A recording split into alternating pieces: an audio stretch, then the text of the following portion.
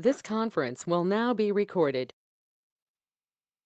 Good evening. I'd like to call to order this special town council meeting for Thursday, April 22nd, 2021. This is the fourth in the series of budget workshops. For those who are new to the meeting, members of the public, please wait for me to acknowledge you before speaking. What's going to happen is, as we go through each department, I will allow questions from the council first, then we'll have questions from the public. Please try to refrain from talking over each other. This system only allows the audio for one person to come through at a time. Makes for a cleaner record.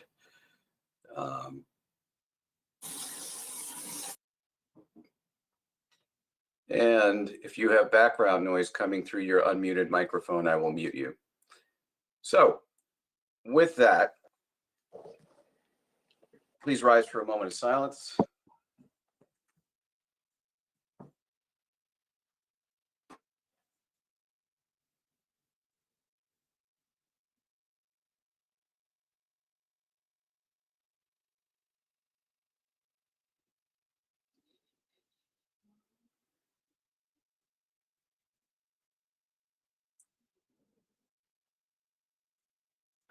We'll have the Pledge of Allegiance. I pledge allegiance to the flag of the United States of America and to the republic for which it stands, one nation, under God, indivisible, with liberty and justice for all.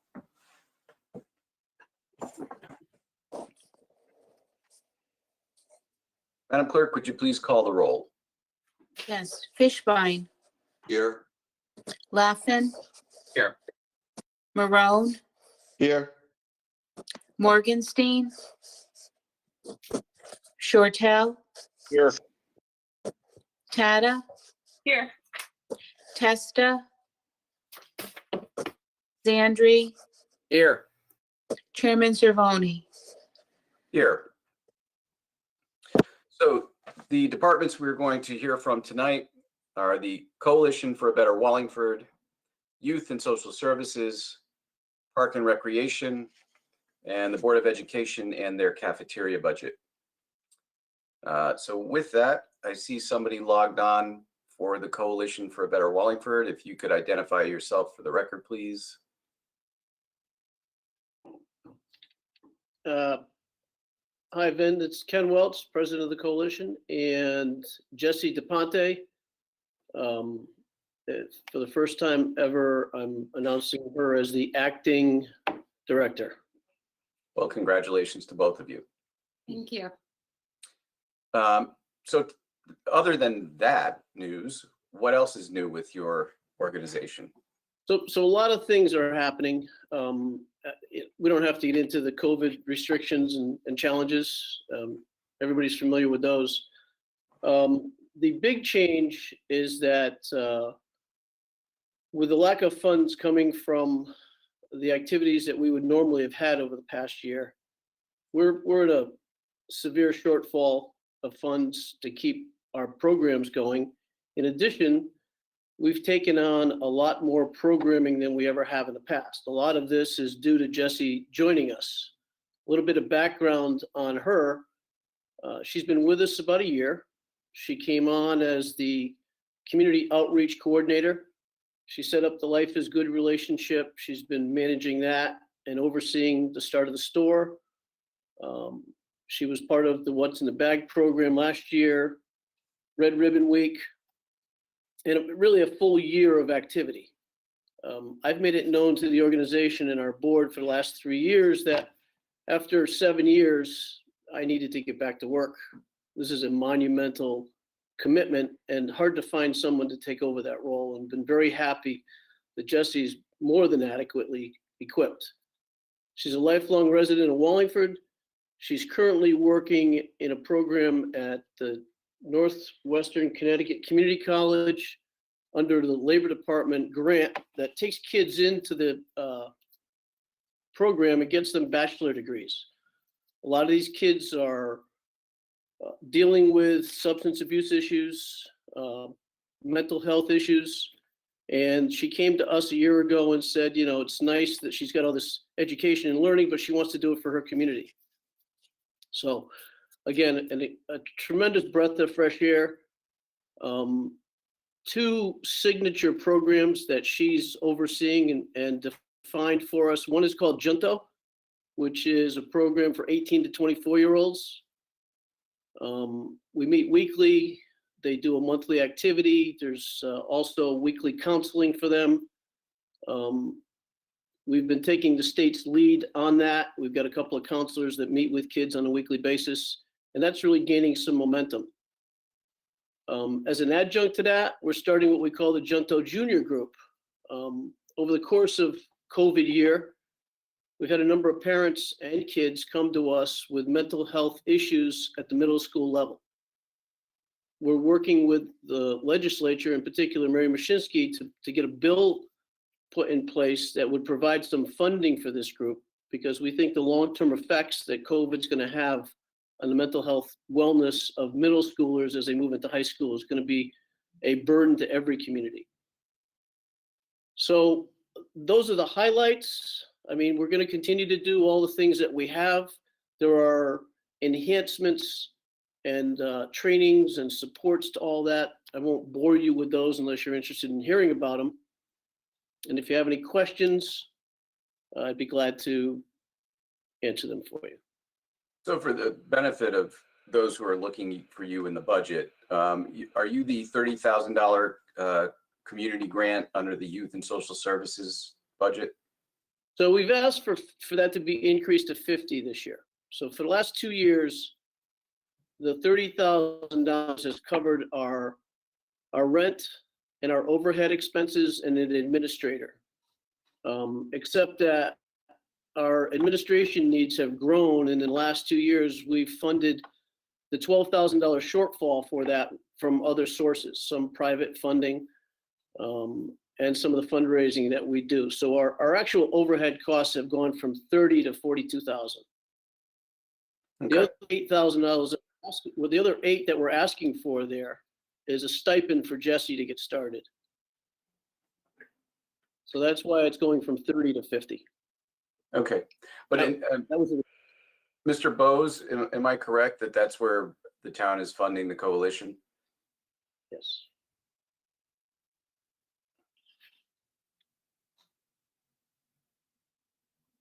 Mr. Bose, Mr. Senna? Yes, Vinny, yes, Mayor speaking. The 30,000 in the YSS budget is for the coalition.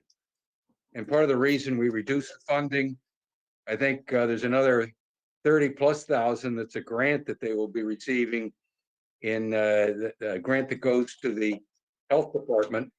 And I think there's another $7,500, 7,500. It's another grant, and I'm not sure if that's through. I'm not sure if that's through YSS or also through health, but there's other funding that is being provided in addition to the 30,000.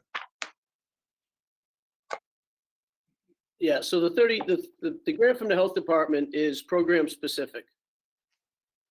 That's going for some administrative expense, but mostly for on the ground boots that are going to be visiting doctors' offices and doing trainings for them. That there's no money that goes into any of the programming listed in our budget from that 35,000. All of the admin expense that's going to come out of that is going to be dedicated to that program, and that's a requirement of the grant.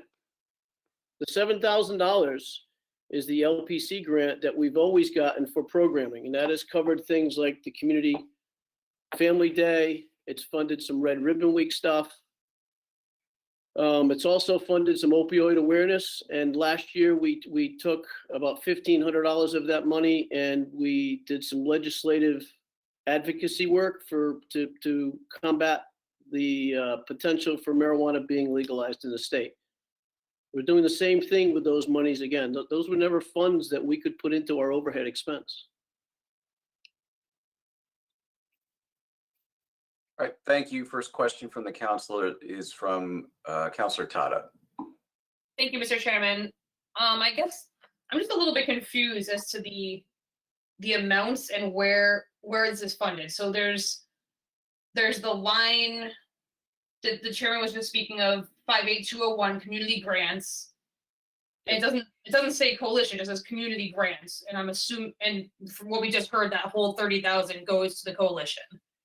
But now you're speaking of some other grants that are those from the town, or those are from other sources? Or, and then I've also heard that the town pays the rent for the coalition too. So I'm trying to figure out what the actual number is, and I'm just a little confused as to where they're all falling. Okay, so the $30,000 comes from the town, from grant monies provided to the town for community funding of this type. Of the 30,000, the breakdown is that 15 of it goes for our actual rent, 14.4. The rest of it goes for our lights, our gas, and some admin expense. In the past, that admin expense has been about $12,000 to $15,000. In the last 2 years, that's jumped up to 21 to 25. Just with the added activities that we have, we need somebody here more often. Now, we've been lucky this past year because our admin person has been willing to volunteer a lot of that time and keep those costs down. But moving forward, it's unreasonable to expect that to continue. So that's the 30,000. The $7,000, so there's no separate rent. The 30,000 covers all of those expenses. Okay. The $7,000 that comes to the town comes from the state. It's called the Local Prevention Council Grant. And that money is spent specifically on programming of a number of types. And there's no admin expense, there's no salary expense. That's, for instance, this past year, we paid for all the red ribbons that were handed out Red Ribbon Week and some rentals that we needed for tables and tents. We also do some billboard advertising with that. This year, they're requiring that we spend all the money on anti-vaping activities. We're a little late getting the money. We did a bunch in the fall. We've had a little gap, and we've got to make up for that by doing some more billboard and material distribution, which we're going to do through the What's in the Bag program. So that's the 7,000, and that's how that's spent.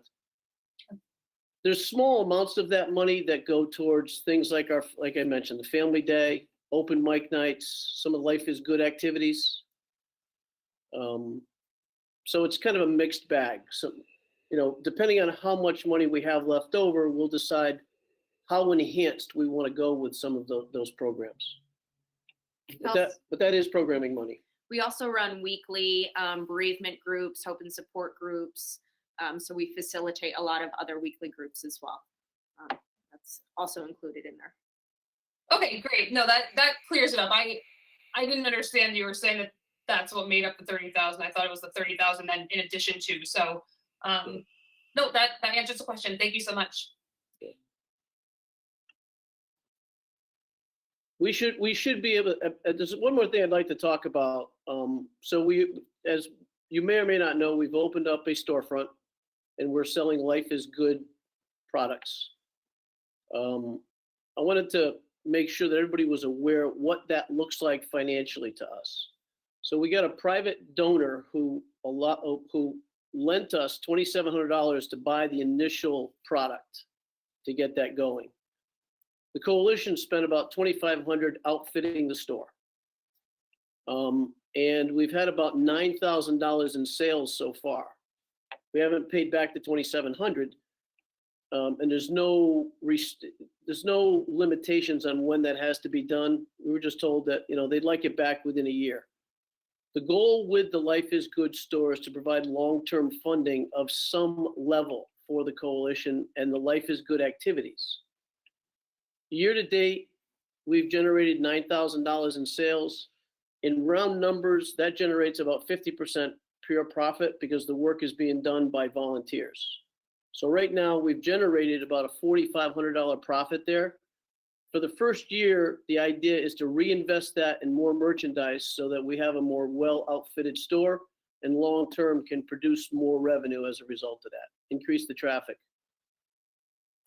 After the first year, we're hoping that can comes somewhere between $10,000 and $12,000 a year in profit money that we can use for Life is Good funding. When I say Life is Good funding, for those of you that haven't followed the Life is Good activities, that's mostly family geared programming and enhancements to family activities.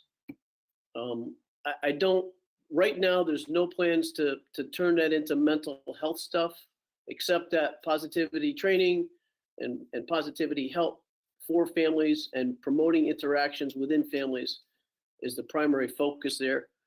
And Jessie could speak more to that because it's kind of where she's brought us. And just in general, the one thing that I'll note is that we have seen a really big uptick in parents requesting additional services, especially in the middle school age group. We really want to grow that group. We recognize that we're right in the center of town. There's a lot of kids there's a lot of foot traffic here with the kids on their bikes. And we really want to provide a safe space for them to be that is open and free to the community. So we're starting this group. We're hoping that as we grow, that the group will grow. And we want it to be really community oriented. So a lot of really great stuff happening. Thank you. Next up, Councilor Fishbein. Thank you, Mr. Chairman. Good evening, Ken, and your successor. I forgot your first name. What was your first name again? Jessie. Jesse. Nice to meet you, Jesse. So I'm trying to figure out, the coalition came to be about 7 or 8 years ago, if I recall correctly. 2012, actually. Okay, yeah. And identified a need at that time. Youth and Social Services has grown since that time, but has not enveloped the need that you've identified.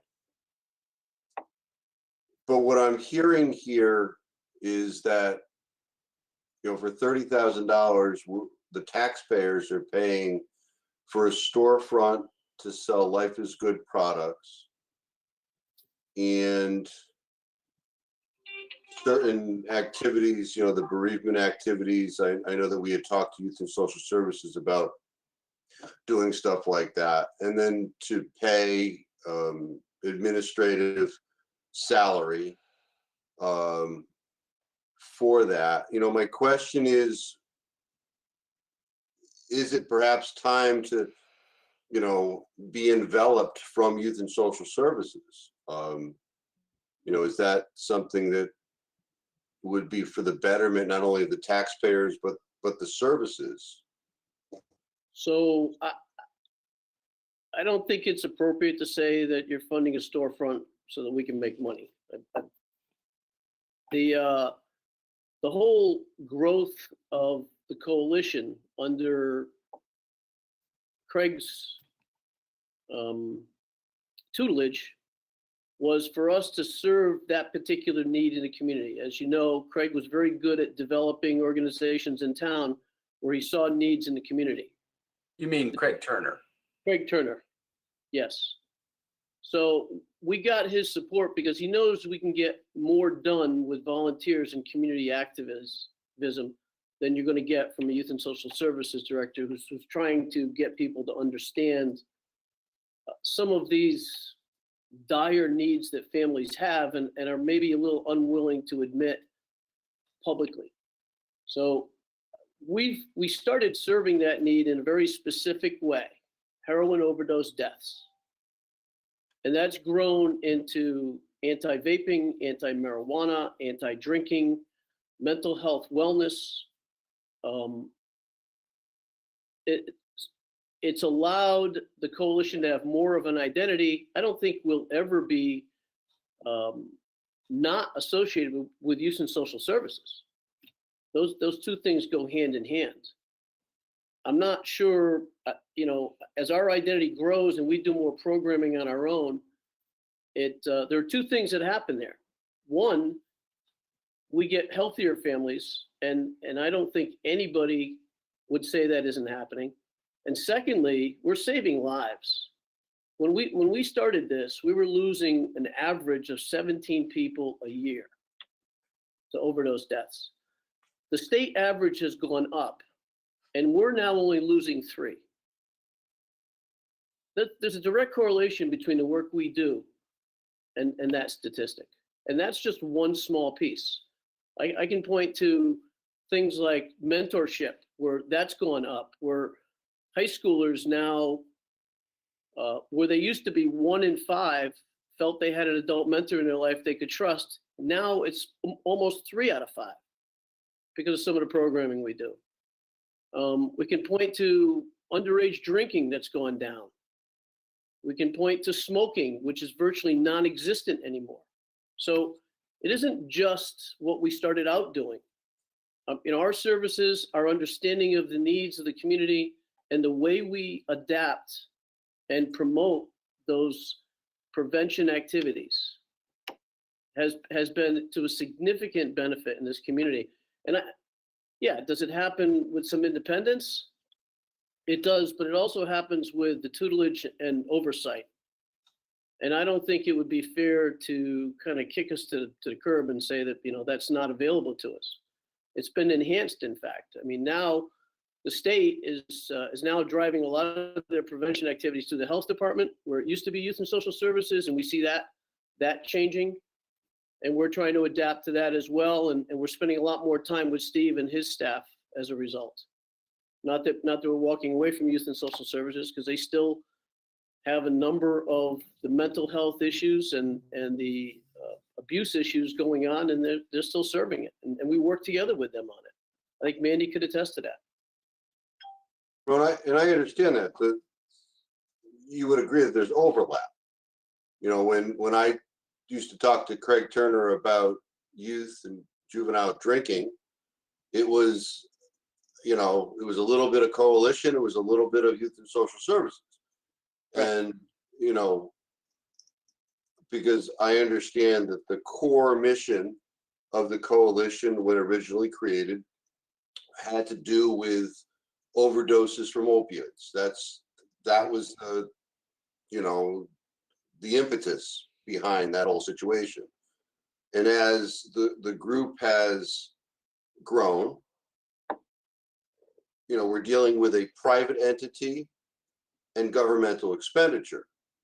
So overlap sometimes ends up with being inefficient. And, that's the question, because certainly if there's an youth and social services would not exist unless there was a need. And those needs are identified. And youth and social services has also adapted over the years to address certain needs. So that's part of the concern, in that if youth and social services is not meeting the needs of the community, therefore necessitating this operation of a separate function, then there's something wrong with the government's identification of what the problem is. So that's what I'm looking at here. So, I thank you for the exchange, and, good luck. So thank you. Thank you, Mr. Chairman. So the current Director of Youth and Social Services, Mandy Miranda, would like to comment at this point.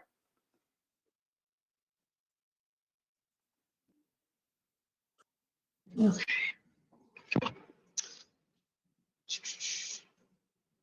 We can hear you. Yeah, okay. Well, I was just trying to, sorry, I was trying to get my camera on. Yes, hi. So I just wanted to share that I came in.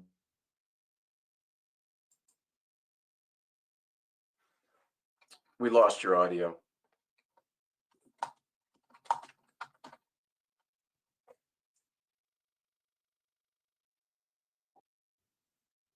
It was working.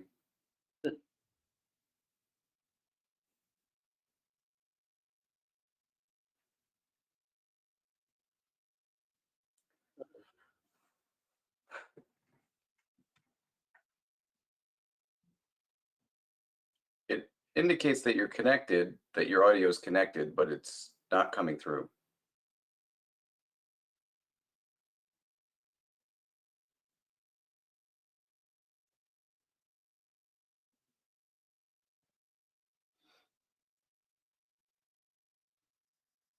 While we're waiting for Mandy, if I may, I'll also just note that we are a community organization at heart, right? So a lot of our work stems from what we hear from the community. We do a lot of work on the ground, speaking to different organizations in town. We have phenomenal partnerships with our different sector representatives. We're hearing what they're saying. And there's only so much that each organization can do. And we're looking to fill the holes and work with, specifically with youth that are not necessarily fitting in other groups, right? So they're struggling in other settings.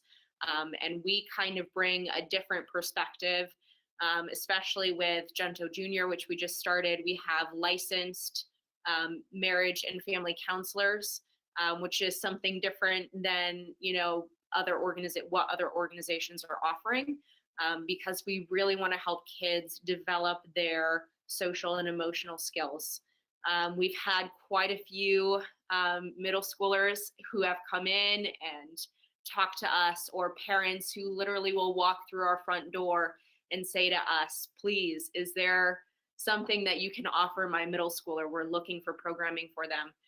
We work with Mandy frequently together. We have a referral program with her, but we do work with those young adults and teenagers, and they find a home here that, they don't always fit in with other groups. And we try to offer a safe space for them. And ideally, moving forward, if we have the resources, we want this to be more than just once a week. We want to, open this up to have, an after school potential, program, but we can't really do that until we have the staff and the administration to do that. And I don't want to, there's phenomenal resources in town. I'm not saying that there aren't. And we speak to them frequently. We work with SCAL, we work with United Way. We're in constant conversation with them. So we really want to tailor our programming so that we're all working in tandem together. Okay, Mandy did manage to call in. Do you want to go ahead, Mandy? Hi, I apologize for that. Quite all right. To refresh. So I started here in October. Yes, I was part of the town for, 18 years prior to that. But being in this position now and working with the coalition and in the role that I'm in now, the collaboration is strong. I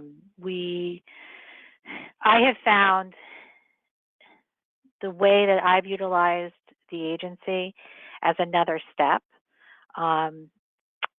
where I have kids coming, I have families coming to see me, different referrals that are coming in, our alternative to suspension program, students from the school, instead of being suspended, for the full 10 days, may come here for the 5 days.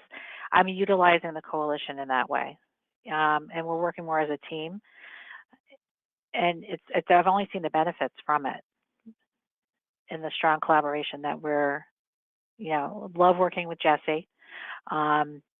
She's been a great addition to the coalition, and I can just see it growing from here. The working together. So there's no, there's definitely not an us, like an us versus them kind of thing at all, but more of it's a collaboration where it's a place for me to be able to send the families to that can continue the work that we started here. So that we can open up and have and work with the new families that are coming in. So it's a nice flow. Great, thank you. Next up, Councilor Shortell. Thank you, Mr. Chairman. Hi, Ken. Congratulations, Jesse. I guess an observation and then a quick question. I think, as somebody, I believe in lower taxes and less interference in the day-to-day lives of our citizens and smaller government. And so I would not want to see, no offense, Mandy, I don't want to see youth and social services somehow envelop you guys. I know that's a tempting big government solution, but I think that you guys, the work you do and the fact that you do it in concert with local government, but still separate from it, is exactly the kind of thing that all of us up here, most of us up here, like to, that's the kind of sort of private sector type solution we like to see. So I think it's great. Your name came up. We had an agenda item at the ordinance committee. We have big plug. We have an ordinance committee meeting after this budget workshop, by the way. So I chair those. I don't get ratings like Vinny gets for his meetings. So anyway, we had an ordinance committee agenda item a meeting or two ago about the panhandling. And one of the things we talked about, your group came up. I may have been the one that said it, but I wasn't the only one, as an example of when we had the overdose and the opioid, and we still have the problem. I'm not saying we don't have it, but how your group stepped up and you stepped up, and how that maybe that was the type of solution. We didn't say that you had to fix the panhandling, but we said maybe that was the type of solution we had to look at. We really wanted to solve it instead of, a big government solution or passing a law or something. So, which we couldn't anyway. So that's just a reaction to the conversation tonight. I want to thank you for what you do. Here's my question, and it's going to be, I have to think out loud here. It's dangerous on camera, and I feel like maybe you answered this with Councilor Tata. So you can tell me that. The work you're doing around marijuana, you're fighting marijuana legalization. Can you elaborate on that a little bit, or maybe I'm misinterpreting that? I don't know. Well, that's true. So we're the previous 2 years we took the lead on that activity on a statewide basis and headed up a regional group of coalitions with support from the mayor's office, our health department, our police department, Chiefs of Police Association, several youth service bureau organizations, hospital associations, doctors associations, to educate legislators on all of the potential problems legalizing marijuana would bring to our community. Most of that information has come from states that have already legalized it and didn't have the foresight to see the problems that they were going to have to deal with. So a big part of it is just educating our legislators on the downfall of that. The other piece that's important is to let them know how little research has been done. We're ready to legalize a product that has very little research endorsing its legalization, and more mounting evidence that it is bad for communities to legalize it. Just anecdotally, I had to go to Massachusetts last week, and on Route 90, there was not a single billboard that wasn't promoting marijuana sales. Not one. Now, if I've got a young family and they're in the car looking at that, you can't tell me that's going to affect their attitude about marijuana and their usage. As a matter of fact, in states where they've legalized it, it has been affected negatively. Youth usages are up in all legalized states. Every negative medical impact that you could possibly think about is up from the youth. Because when you legalize it, even though they're not supposed to get it, you're telling them it's okay. And all we're saying is, look, you shouldn't legalize this stuff just because somebody wants to make a buck. If you let big tobacco, and that's who's driving it, come in and start with the advertising, you're going to lose control over that. They have a lot more money than even our government does. And, we're going to be suffering the consequences of it. If you think that we got our hands full with the problems we have now, if marijuana usage among youth doubles, and that's what's happened in Colorado, if Tony Loomis was listening or he's here, he could speak to this. We talk to him all the time about it. It's going to get into the schools. It's going to get into the classrooms. You think vaping is bad? THC levels are virtually 99% in vape, in some of these vape tools that have marijuana products in them. Overdoses are happening all over the place. EDs are inundated with it. I mean, there's just no good upside to it. So yeah, we've been educating our legislators on that, and so far it's working. I don't know how long it will work, because I'm not taking a lead role here. We didn't head the program up this year. The group out of Trumbull and Fairfield is heading it up, and we are supporting it financially with a donation of $1,500, and that's going to include a number of social media ads, not only aimed at legislators, but also aimed at families, because I think we all think that ultimately we're going to lose that battle. There's too much money we're up against, and we need to start educating families as to what they need to be prepared to do. So it's a two-pronged education program that we're supporting there. A little different than we've done in the past. We were pretty confident the last couple of years that we could keep it from being legalized, and we convinced the legislators. And now it's maybe a 50-50 split. It's getting closer every time. So that's that program, Chris. No, thank you. I just wanted to hear you talk about it. So that isn't in any of this budget stuff, by the way. Okay. I think just as important to understand is the amount of effort and time that goes into that you don't see in this budget. For 4 months a year, that's virtually our full-time effort during a legislative session. Okay.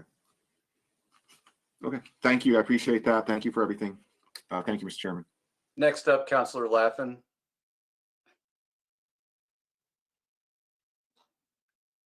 Sorry, thank you. I had to find my mouse on the screen here. Ken, Jesse, hi, guys. Thanks for coming. I know, great job as always. I didn't think I was going to say anything, but then I felt so inspired. I mean, I think the coalition has become such an integral part of the community over the past several years. A phoenix born from the ashes. When tragedy and problems strike.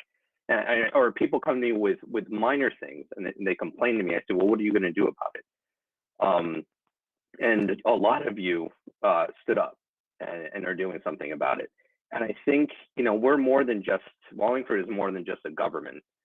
It's a community. And I'm not a big government guy either, but I feel like who else is going to handle this? Who else is going to do this if you don't? Who's going to do it better? Nobody's going to do it better than you guys have done it over the last couple of years. And I can't be convinced of that otherwise. And I know you could be looking for, metrics and how you're going to measure things. Like, I don't know. And this is an emotional thing. This is a mental thing. This is beyond, I don't know if people can even claim to understand it all. I think if you can help or save one person, at what point is it valuable or not valuable? Like, is that how we're measuring it? Is it just if we save one person, then was this year's funding worth it? Or should we have stopped last year? Or should we have helped 3 people? Like, I don't know. And I think people are more comfortable coming to an organization like you that's kind of off government or quasi-government, whatever we're going to call or label you, a community service organization, than going to the government. I mean, that feels like attached, And I know the police are very, very involved and very helpful and cooperate and do everything they can and everything you need. But I think people feel safe and comfortable with you guys. The investment in the store, I think, was great. I like the Life is Good thing, branding, not even just to sell, but it kind of gives a little focus some of the programmings. My mom has been down to the store 2 or 3 times. She sees it on Facebook and she goes running down that Saturday when you get new merchandise in. So, I see people wearing it a lot because I see my mom a lot. But I think it just goes back to you're filling gaps in the community that really need to be filled. And when you look at the existence of Wallingford before, I mean, they clearly weren't being filled enough. Are they being filled enough now? I don't know, probably not. But it's being filled a lot more than before. And again, I think if we can save one person, then that's good. Then we did it. And Ken and you and your wife, like the amount of time you've spent there. How many years have you been trying to step back? It's been a long time. And Jesse, welcome. I think we welcomed you at another meeting too for something else, but no, I look forward to it. I think it's good. I think it's great. You guys are clearly having an impact for me, from my perspective, and for what I measure. So I support you. And in other ways, let us know what you need. Thanks. Thank you. So beyond saving one life, I think the other immeasurables are the fighting chance to give people of extending life and that sort of thing. So there are lots of unmeasurable or immeasurable benefits that I think we've seen in the community. The awareness at Celebrate Wallingford is always important stuff to see. So thank you for that. That's all we have from the council. Are there any members of the public who have questions?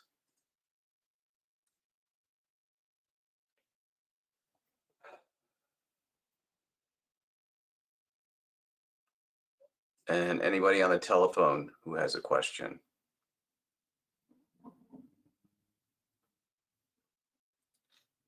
And it appears not. Well, thank you both very much. And Can I make one pitch before we go? sure, a fastball. Very short. It's a fastball. So part of our reconstituting of the organization is to take a look at our board. We're looking for board members who would be interested in kind of overseeing this. So if anybody's interested, get in touch with Jesse or I. And that goes for the entire public and the council. Thank you. All right, best of luck with that. Thank you. Thanks. Thank you. Yep.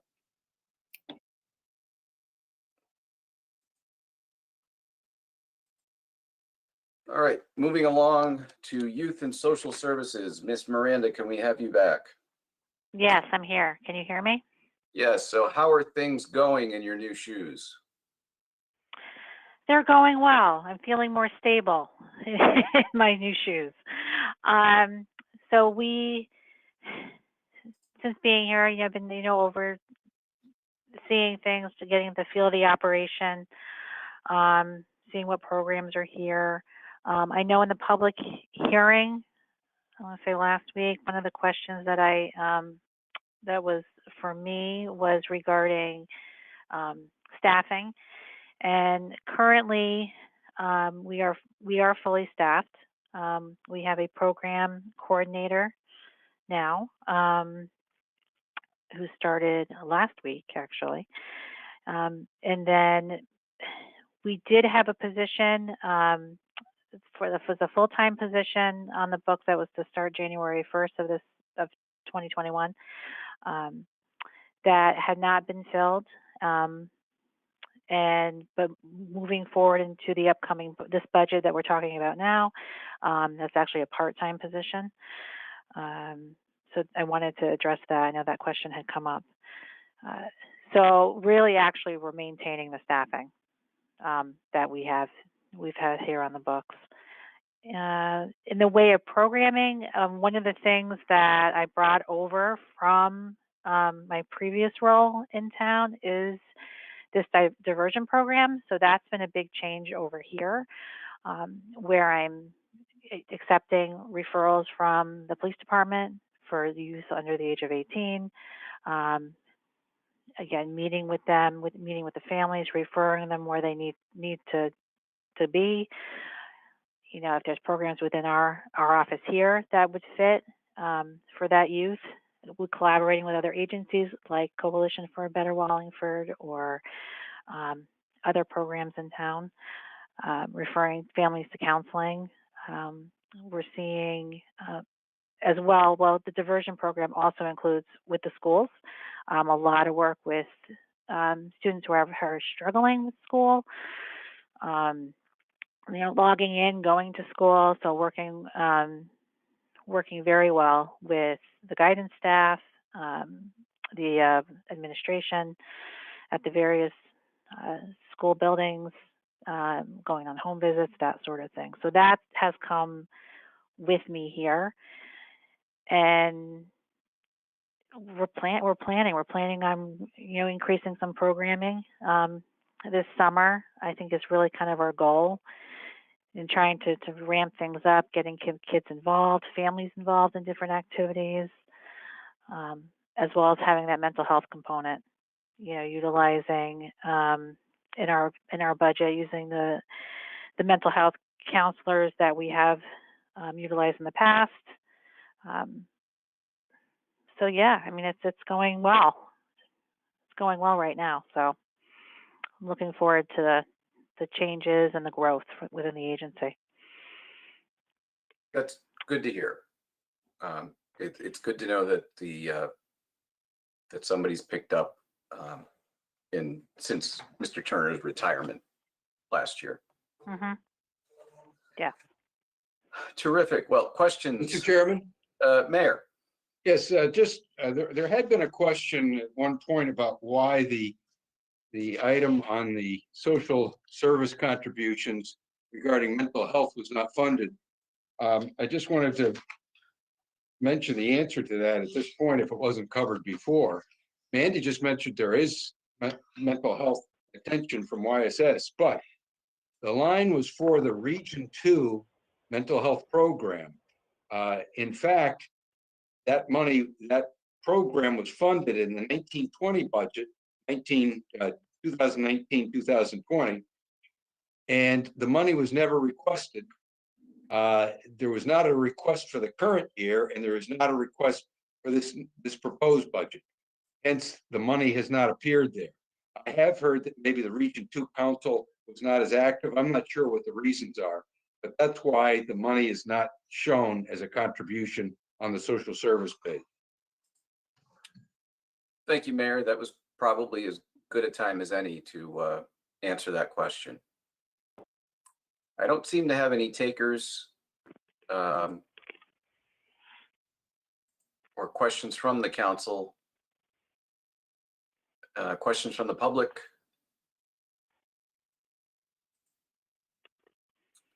And let me just open it up to the phones.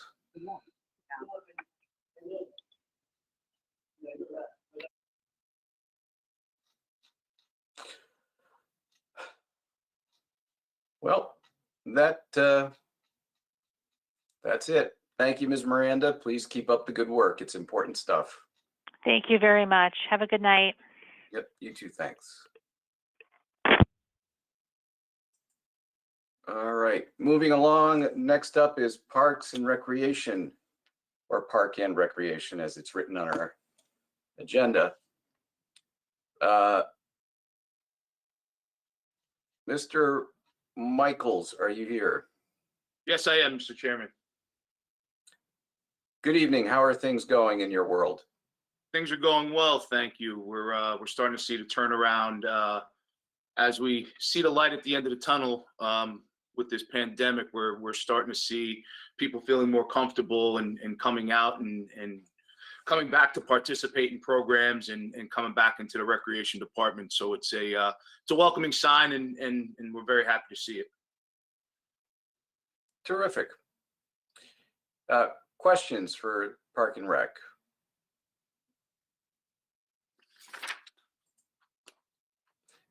Councilor Tata. Thank you, Mr. Chairman.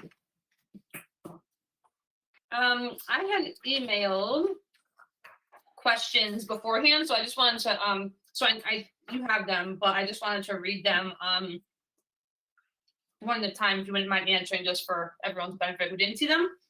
So the first question I asked was, with the recent discussion of parks fees and advertising at parks, do you feel that you need additional funding beyond what is in this budget? Or were those just ideas to supplement your department's budget?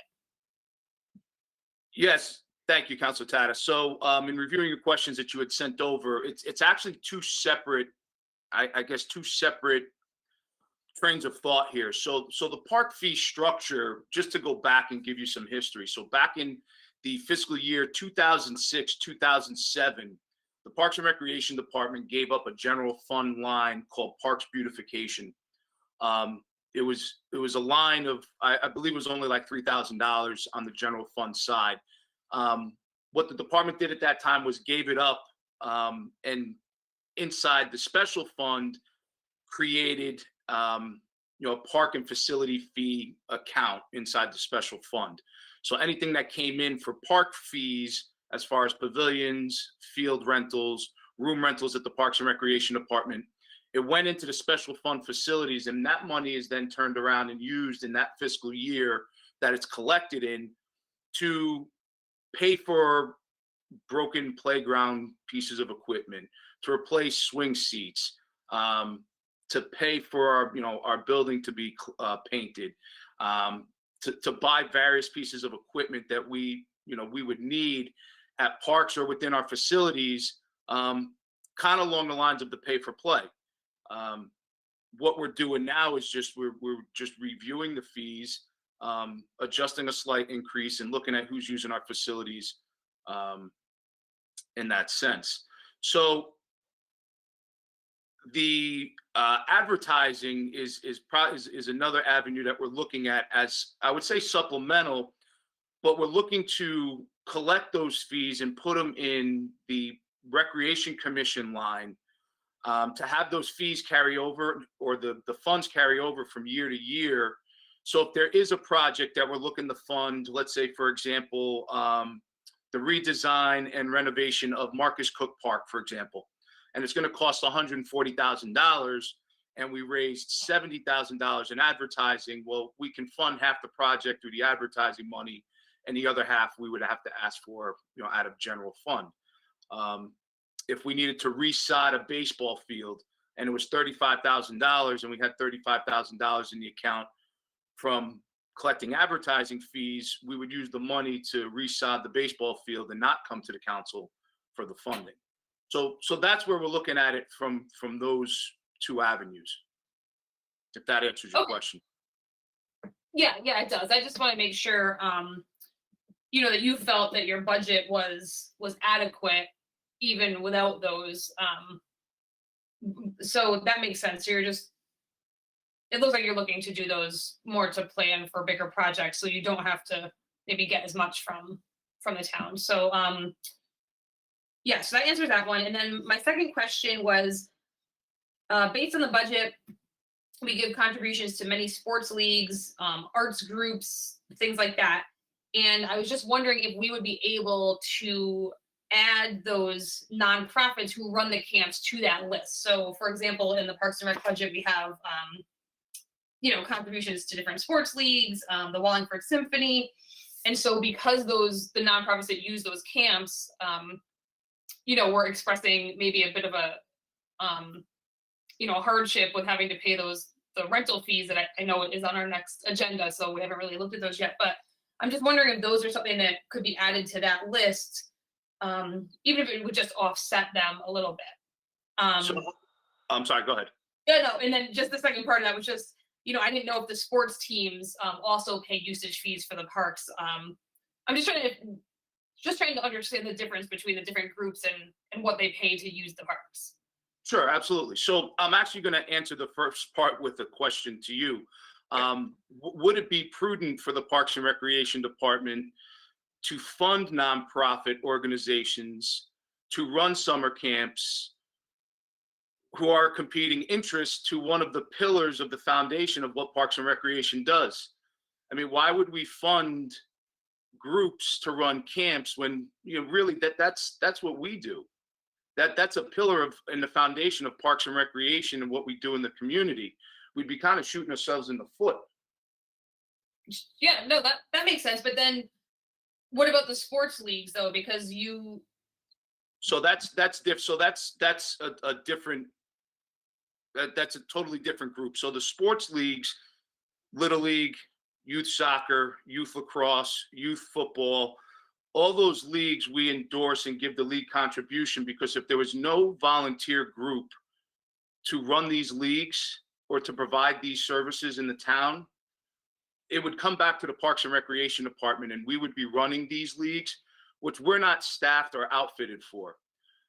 I don't know if you remember back in 2005, the start of lacrosse in town, or the interest in lacrosse started to gain some steam. By 2006, they were ready to go, but had no direction or no volunteer group or no youth board. I believe Councilman Testa was actually one of the parents, part of the group that was looking to get lacrosse started. And where it came to Park and Rec.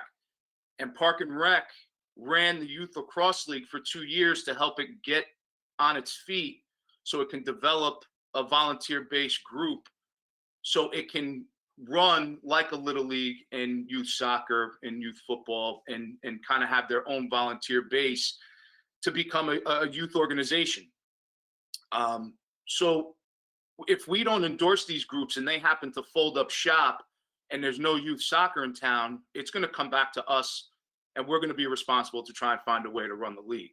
So by us endorsing them financially, we're helping them provide a service and a sports opportunity for kids in the community.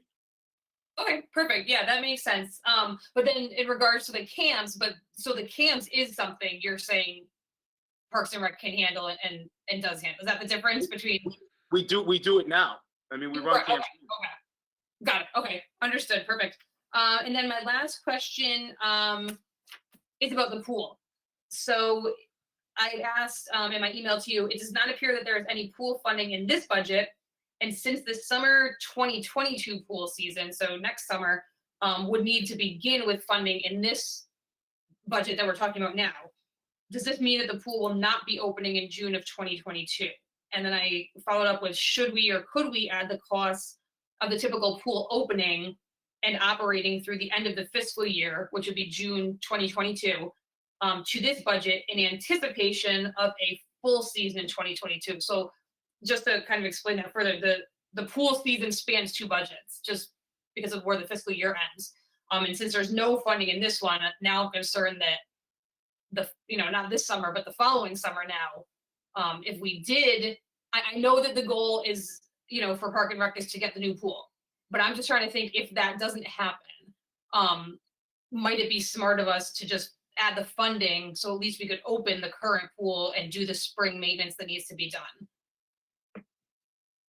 That's a tough question. And if we all had a crystal ball and can see down the road as to where we're going to be, especially with this project, the goal is actually Mike Savinelli, pool committee chairman, and myself are meeting with the mayor on Monday to discuss the pool project.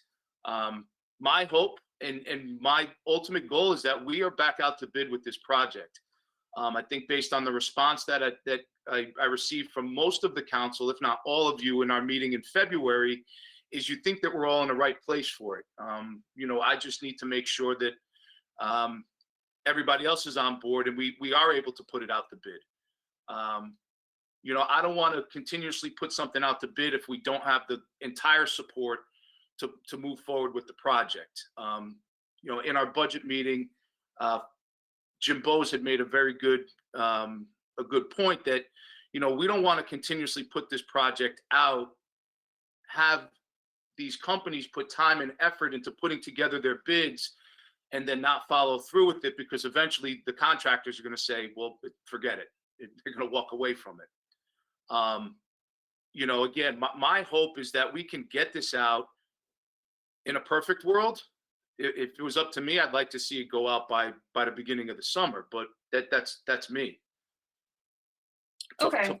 To fund it for next year, I think we'd be back in the same boat as where we are now. If we don't go forward with the construction, it comes back to, is it fiscally responsible to spend the $50,000 just to get the water in the pool and the pool turned on, to have a hope and a prayer that nothing else goes wrong with the pool?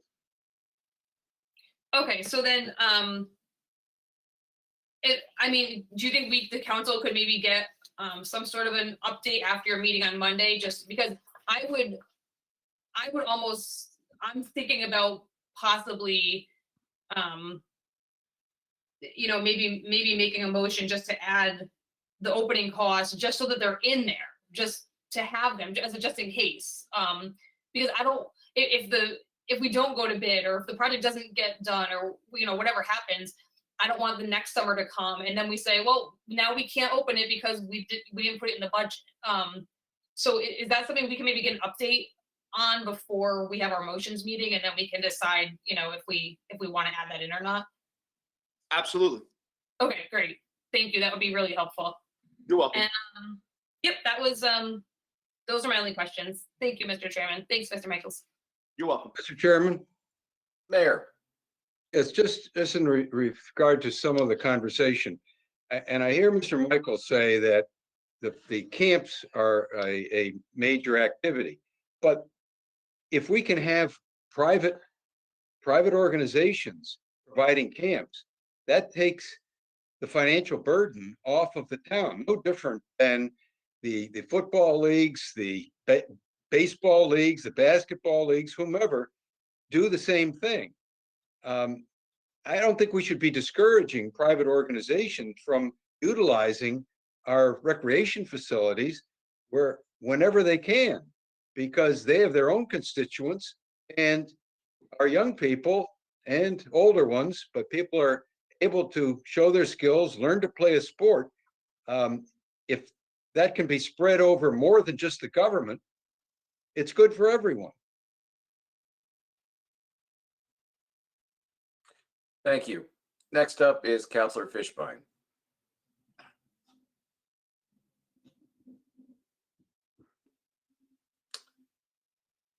Councilor Fishbein, you appear to have an audio failure as well.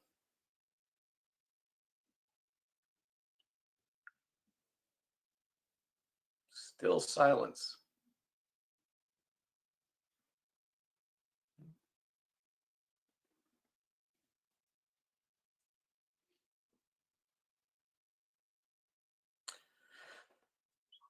Maybe your system needs to identify which of the microphones it's using.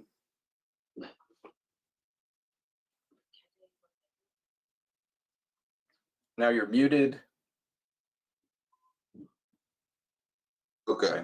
There you are. There I am. Okay, sorry about that.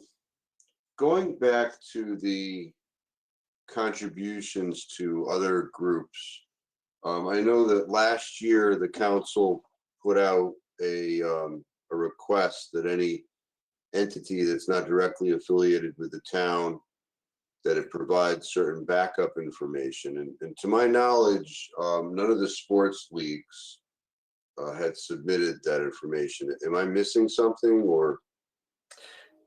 They may have not have gotten the letter, because I think the list for the letter was focused on the social services contribution. So that might have been an oversight.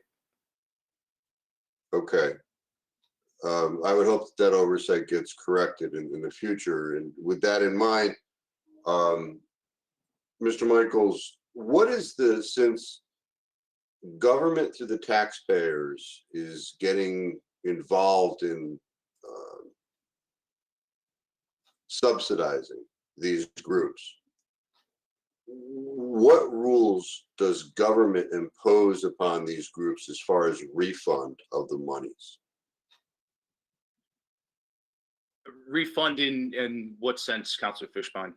That's a good question. To the parents. So I had quite a few parents contact me. I'm not going to tell you which sports groups they were, who, when the pandemic hit and fields were closed down and the governor came in and said, you can't do these activities. They said, okay, your kid's not going to participate in this sport. We're not going to give you any money back. And I would hope that that's not the Park and Rec's, feeling here, that that's appropriate. So is there some sort of rule, we will give you $3,000 to, help you out here, but you've got to act in good faith. Is there some sort of agreement like that? An agreement from that standpoint, there is not. As far as I know from all of the youth groups last year, that if participants opted out due to COVID, even if the youth leagues had a season, because some of them did, that people were refunded. So this is actually news to me, hearing that people were not refunded their fees who were part of a youth group league. Now, we don't get involved in their day-to-day functions or management of their league. But I mean, if you and I want to have a conversation, I can definitely find out who it is and find out why. Yeah, I believe that once I got involved, I was able to resolve all of the ones that came to me. But, you know, originally it was no parents are getting any refunds. Next, it was you're going to get a partial refund because we still have overhead costs. And then I think that got resolved. And I don't want to have to go through that. You know, I certainly appreciate dealing with parents and constituents, but I really don't think that that activity was wholesome, especially when government is giving money to these groups. So I just want to bring that to your attention at this point. Sure. Hopefully we don't have to have that conversation, but it may be helpful if we say, here's a check for $3,000 in exchange for you acting in a certain manner, because once you take government funds, you're not private anymore, to a certain extent. So I just didn't know if you were aware, and hopefully we don't have to have that conversation. So thank you, Mr. Yeah, Chairman. Thank you for bringing that to my attention. It's definitely something, you know, I can look into. Thank you. Mr. Chairman, Mayor. Mr. Michaels, can you, I believe we do for the money that is provided, which is fairly small amount, but we do require certification of coaches, training, et cetera. Isn't that true, Mr. Michaels? Not a certification of coaches training. They submit to us a letter requesting the funds and what the funds are going to be used for. They submit to us their annual budget, and they submit to us a certificate of insurance. Now, all the leagues do provide background checks and do background checks on their coaches, but we don't require them to give us the certificate of coaches being trained or what they're trained in.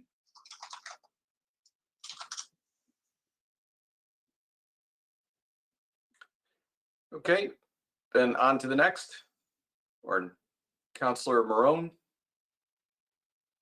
Thank you very much, Mr. Chairman. Real quick, so you know, to Craig's question, it's interesting, Craig, because we require insurance certificates and all this. We require more from the sports leagues, it seems like, than we do from some of the other groups that the town gives money to, ironically. But my question was either for Mr. Michaels or for Jim Bowes, and that is, assuming that that they start advertising on the fields and the money goes to the rec department, that money would have to be accounted for as revenue in the budget, and the expenses that it was going to be spent on would have to be accounted as expenditures in the prior budget year, correct? I believe Jim could probably answer that better than I could. I'm sorry, Councilman, I didn't hear the beginning of your question. Sorry to make you restate it. If you don't mind, please. Yeah, no problem at all. Jim, the question is, so if the rec department advertises on town fields and they bring in money, that money has to be accounted for in both the revenue line and then whatever they're going to spend it on in the expenditure line of that year's budget, correct? That's correct. I would suggest, I know we haven't gotten to that point yet. I don't believe we had. But there could be the placement of those funds in the special revenue fund. That had been spoken about, but yes, it would be recorded on the town's books. You're correct. So, and then the special revenue fund though, so expenditures from the special revenue fund, I guess within a certain, I'm not even sure I'm going with this, other than that. So how do items in the special revenue fund, they're not budgeted for by item per se? Oh, the special revenue fund is budgeted. You can see that on page 8 of your budget book. Those are budgeted as a whole for both revenues and for expenditures. The recreation department, Mr. Michaels, does submit to the financial office a breakdown of a categorical breakdown of the revenues and expenditures which we utilize internally. But we've always had the council approve the whole amount for revenues and the whole amount for expenditures in the special. Okay, right. So we don't approve individual expenses or anything like that. Just the net. That's correct. Okay, so I guess my question is, so from a budgetary perspective, though, then we would have to anticipate a certain amount of revenue from the, if we were going to advertise, we'd have to anticipate a certain amount of revenue to add that to the revenue line, correct? That's correct. So then there would have to be an expectation set as far as if you're going to sell ads, what the revenue is going to be from a particular ad sale season, say. I'm going to make the bold assumption and say yes. Okay, thank you very much. I'm all set, Mr. Chairman. Next up, Councilor Shortell. Thank you, Mr. Chairman. Hey, Kenny. Hi, Councilor Shortell. How are you? I'm good. How are you? Living the dream. Yeah. Yep. Just a few comments. I mean, I appreciate everything you're doing. It's been, I mean, is this your year anniversary or 2-year anniversary? I can't keep track, but congrats. Believe it or not, this August will be 2 years. Okay. Okay. Wow. I know my mother's telling me I'm aging horribly. Yeah. I just, you know, I agree that I'd like to hear the outcome of the conversation about the pool as well. You know, in terms of opening the old pool as a contingency, which I certainly get that as a, you know, as a fallback, I would not be in favor of putting money in to do that, regardless of your conversation, I mean, because I think the old pool is effectively dead. I mean, you know, my boys and I swam in it the last few summers when it was open, not last summer, obviously. And, you know, you all did a great job, the best you could do, but, you know, you have the paint chips floating to the top. The deck is really, really slippery. I mean, the locker rooms are a disaster. I just don't see how I could not support, if that were in front of me, I couldn't support throwing whatever the money would be, 20, 30, 50, whatever the money would be to open it this year or even next year for you know, for the next season. I think that we need the new pool. And so, you know, that's the direction we have to go. We have a design. The economy certainly turned around. Unemployment, 6% versus, you know, almost 15% a year ago at this time. The Dow is 10,000 higher than it was a year ago. Revaluation, we all know what that raised property value. I mean, I don't know what economic indicator is going to be used to say, oh, we can't do it. Because we're nowhere near a depression. Are we in a great place? No, but we're certainly in a place, especially with the vaccination rates. So, you know, I think this is now a fundamental question for everyone on the council. Are you for the pool or not? The new pool. End of story. That's it. Yes or no, and you can be against it. That's fine. But that's what this is about. The old pool is dead, in my opinion. I've been in it. I loved being in it with my kids. I'll treasure those memories. I was in it myself as a little kid in the 70s and the 80s. So I will miss, you know, it definitely served its purpose, but you know, you have my support on that, Kenny. I just wanted to, so I want to thank you for your advocacy for this, you know, for the town. So thank you for your continued support. It's greatly appreciated. Thank you. Thank you, Mr. Chairman. Back to Councilor Fishbein. Thank you, Mr. Chairman. Kenny, your answer to my prior question, exchange with the mayor, begs another question. You mentioned that the leagues do background checks, criminal background checks. Are you part of the criteria, the determination as to whether or not somebody's criminal background is going to disqualify them from serving in the coaching capacity, by way of example? It is not. We do not get involved in their day-to-day operations, how they select their coaches, how they review their background checks. It's something that the department has never done in the history of me being there, going back 16, almost 15 years, almost full time, and you know, almost 20 years in a part-time, full-time capacity. Our department was never involved in the screening or reviewing of the individual youth leagues' background checks and the criteria of what they use. I mean, what about like employees, part-time employees that you hire over the summertime, do you criminal background check? Yes, we do.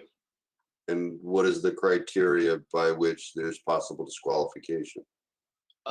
So we take a look at it. I mean, we've been extremely fortunate. I'm going to be honest with you. We haven't had a part-time employee or a summer staff come back with the hit that would require us to take action and or disqualify them. We have had one come up on a volunteer coach several years ago, which we bring it to the coach's attention. We check with the risk manager. We check with the law department just to make sure we're covering all our bases. Whether it's a misdemeanor or a felony, and if we're doing the right thing by disqualifying this coach, we do our due diligence, and then we make the sound decision on how it would impact the youth and if this person is a liability. Okay, it's a subjective analysis. It's Yeah. I'm just going to bring to your attention that there's a lot of movement in Hartford to erase people's criminal records, and for you to be precluded from not hiring those individuals. So I would hope that the powers that be would be bringing those laws to your attention, because things are moving very fast up in Hartford. But moving back to your budget, the Wallingford Symphony entry, the $8,085, I know in the past it's been represented to us that entry is to secure the Independence Day symphony performance. Am I to understand that's the reason for this entry this year? Correct. They did not submit for funding last year because they did not have a show. So we anticipate that they're going to be able or have the ability to host one this year. Okay. I've heard rumors about that, and I hope that does come to pass. So, and then on the line PC workstations and accessories, we approved $3,000 last year, but I see it wasn't expended. Is there a reason for that? It's actually we just got the purchase order back yesterday, so it is in the works, and it is in the process of being purchased. Okay, great, good things. So thank you, and thank you, Mr. Chair. Councilor Laffin. Yes, thank you. I just wanted to briefly echo, so it's on public record, and Kenny, hi Kenny, how are you? So you hear it too. Everything that Councilor Shortell said, I think the current pool is dead. And if you didn't see that when we went on the tour, I can't imagine it's going to be any better after a year of sitting with little and no maintenance and going into another year. I think there's probably advantages to going out for bid now, aside from the year off built in, 2 years off built in. But anyway, so that's it. I just wanted to put that out there and take a stance on that. So, and I mean, my daughter plays soccer and stuff, and I know the people that run it and things like that. And I think there's a pretty sincere effort to do the best they can with the amount of money they have. And I'm not even sure that the town contribution is, I mean, it's important. I think it helps and it takes an edge off, but I don't know that in a lot of cases it may even be all that much. It's just to kind of get them going. If maybe I'm completely wrong, Kenny, and you can correct me. No, you're right along the right path. Yeah. So between the pay-for-play fees and the amount of volunteering that goes into it, and you've got people whose kids have long gone and they just love it so much. Of that is their service, that is their niche. That's what makes them happy to help others be happy, and they love the sport and coaching and whatever it is. So I don't think it's a lot to ask to give them this. And again, it goes back to what I said for the coalition. If we're not going to do it, then who is? Certainly not the state or the federal government. Like, we're a community, and that's this is a bargain. When you look at the amount of money we end up spending on these community organizations and these little leagues and stuff, it's nothing in the overall budget. Maybe that's a great bargain or shameful, I don't know, but I think I think it's worthy, and I guess it's another opportunity to thank all the people that do step forward and take on that. Thanks. Counselor Zandri.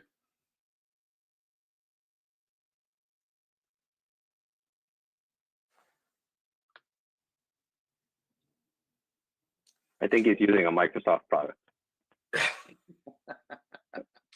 There you are. Hey. Oh, 3 cameras with 3 Mac. Oh no, Vinny, you're not on a Mac, are you? Mics are switching up. How about that? there you go. Awesome. I like how other people have problems with their stuff, but as soon as it's my problem, Tom comes across the Microsoft joke. That's okay. I wasn't going to chime in. I figured everyone was kind of saying the pieces that we're saying about the different parts of this budget and the pool, and we're going to be here till midnight, but that's okay. I did want to kind of add on to what Councilor Laffin and Councilor Shortell said. I have to agree. The pool is dead. And now I'm going to play a little I told you so.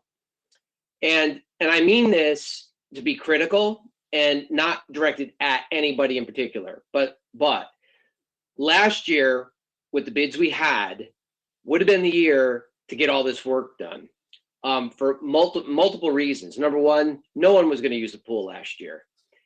Even if the project bled over to this year, we would be at half capacity. We would be done by next year and be able to get out there and be at full capacity, if not more. The other piece of it, and the reason I decided to speak was because I want to mention this. If everybody had sticker shock before, wait till you see what things cost now. Lumber, labor, materials, metal, piping, professional services have all increased all the way across the board. So whatever we thought the prices were in the bids before, they've been made worse by tightness in the economy, tightness in the materials market, and quite frankly, some price gouging. And we're now going to be on the suffering end of that when we go back out to bid. Even if we scale the project down, we might spend more money, and we're going to get less out of that project trying to keep that cost down. So when we talk about, gee, this isn't the time to do it, we should wait until times are better. Times are getting better and everything's more expensive. And if we had bonded this out a year and a half ago, we would have locked in those costs.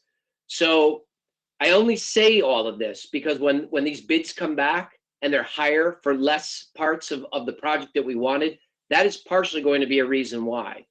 But I want everybody to remember that the only way that this facility is going to come back is if we do an entire overhaul of it, because like everybody's already mentioned, it can't be repaired and bubble gummed and duct taped for another season. It just doesn't work.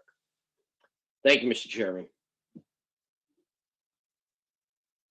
MacGyver is not offended by your last comment. I see no other questions or comments from the council, or are there members of the public who would like to comment on the Park and Rec budget?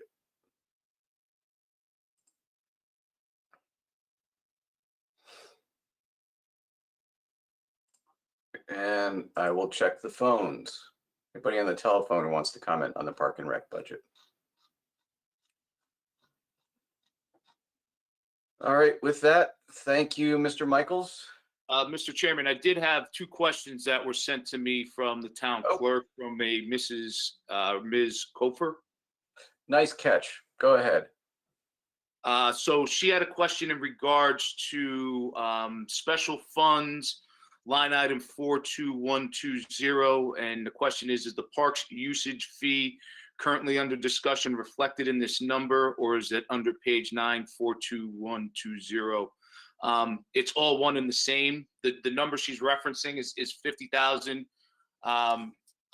which we reduced our projection in this budget coming off of COVID. Just looking at where we were this year and not even reaching our projection, we reduced it to $880,000, and the park fees are included in that. We did plan to have the park fees play a role in that. It was a part of the planning process. just like it would have been any other year when we make those projections. So that was her question for that one, for the park usage fee. And then the pool tags, she asked, if not open this summer, can the time be used to renovate and or rebuild the pool for next year? And as I've stated earlier, that is my hope, and our goal is that we have the opportunity and the ability to put the pool out to bid with full support for the pool project to move forward. All right, thank you for making sure to address those questions as well. No problem. And thank you all for your continued support. It's greatly appreciated. I think that's it. Terrific. On to the Board of Education, and we'll take the cafeteria together if that's all right, Dr. Menzo. That is absolutely fine. And let me make you a presenter.